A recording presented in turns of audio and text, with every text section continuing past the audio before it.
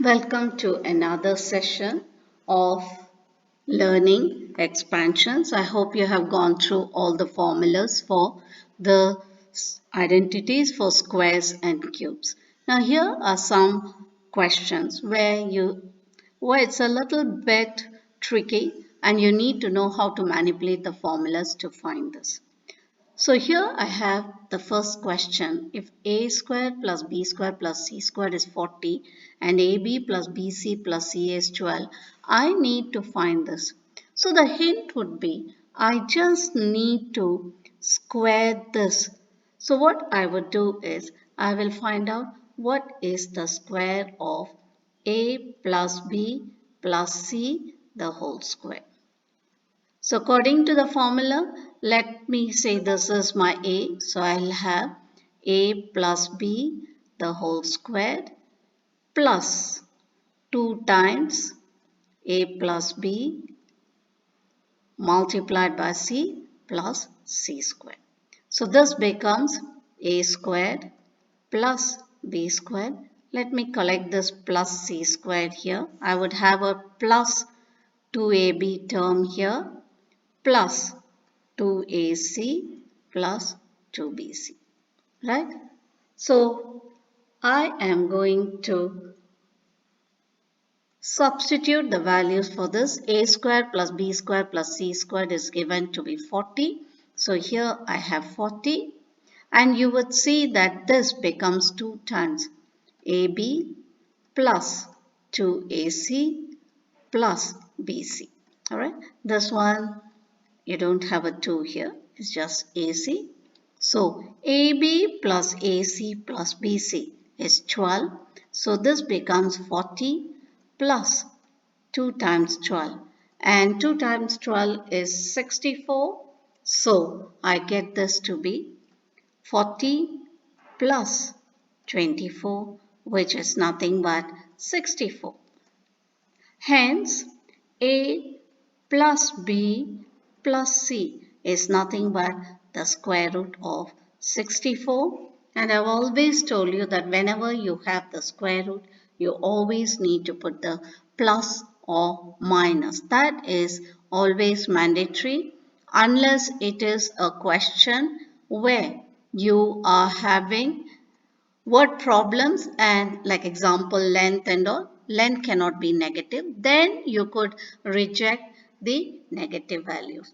Otherwise, you have to put both the values plus and minus. Hope this is clear. And let us move on to another tricky question. Yes, so you will see this question. What is given here is x plus 5y is equal to 10. Find the value of x cubed plus 125y cubed and so on. Now, looking at this, I would say this from the cube.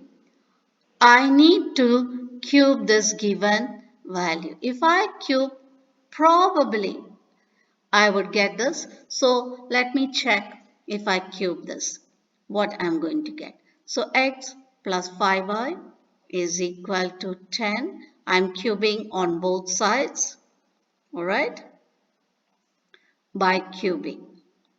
Now, I'm sure you know what's the formula for a plus b, the whole cube. There are two formats. You can watch my previous videos for that.